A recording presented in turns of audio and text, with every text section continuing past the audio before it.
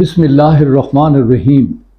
मोहतरम नाजरीन, आज की इस वीडियो में हम एक बहुत सेंसिटिव टॉपिक पर गुफ्तगू करना चाहते हैं।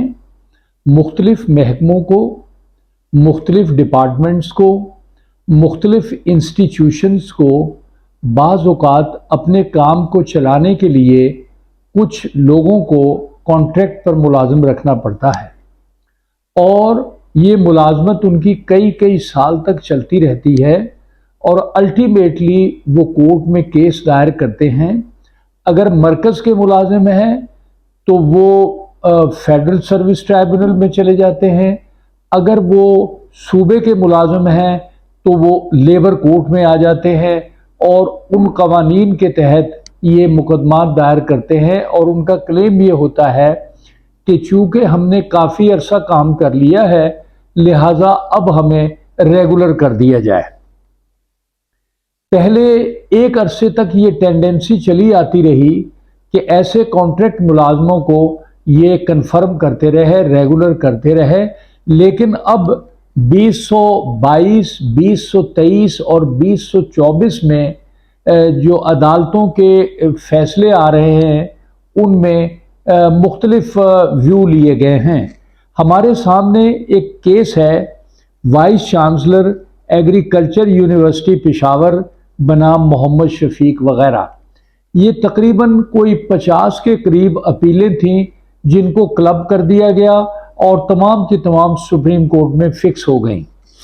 इसमें कंट्रैक्ट मुलाजिम थे, उनका ये मौक़िफ़ था कि हमें रेगुलर किया जाए इन सर्विस में, और इन्होंने ये भी कहा कि चूँकि हमने एक अरसा यहाँ गुजार लिया है और अब हमें कहीं और मुलाजमत नहीं मिलेगी, हम ओवर एज भी हो गए हैं और हमें निकालने के लिए ड्यू प्रोसेस ऑफ लॉ जो है वो नहीं इख्तियार किया गया। तो इस तरह ऑनरेबल सुप्रीम कोर्ट ने इस सारे केस को सुना और ये बड़ी कम्प्रीहेंसिव जजमेंट है। इसकी हम 2 वीडियो बनाएंगे। आज हम उसकी पहली वीडियो बना रहे हैं कि रेगुलराइजेशन दरअसल एक फ्रेश मुलाजमत है। कॉन्ट्रैक्ट पर जब हम रखते हैं तो आदमी को, मुलाजिम को अपनी मर्जी से रख लेते हैं। वो क्राइटेरिया जो पूरा होना चाहिए, वो अखबार इश्तहार और वो दीगर क्वालिफिकेशन की कंडीशंस और कंपटीशन अमंग दी कैंडिडेट्स वो नहीं होता। इसलिए इसको रेगुलराइजेशन का जो होगा वो एक नई मुलाजमत होगी, उसका अपना एक क्राइटेरिया है, उसकी अपनी परफॉर्मेंस एवेल्यूएशन है और दीगर बातों को देखते हैं।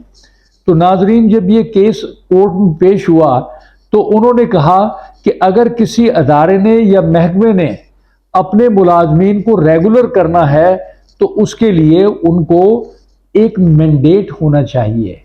उनको पता होना चाहिए कि उनको कितने मुलाजमीन की ज़रूरत है, किस तरह वो मुलाजम रखेंगे, गवर्नमेंट की क्या पॉलिसी है, क्या फाइनेंशियल कंस्ट्रेंट्स हैं। ये सारी बातें जो हैं वो एक वेल थॉट आउट पॉलिसी में उन्हें ये बतानी पड़ेगी और इस पॉलिसी को फेयरनेस से और ओपननेस से, ट्रांसपेरेंसी से और इसी तरह नॉन डिस्क्रिमिनेशन के जो असूल हैं इनको सामने रखकर ये पॉलिसी बनानी पड़ेगी।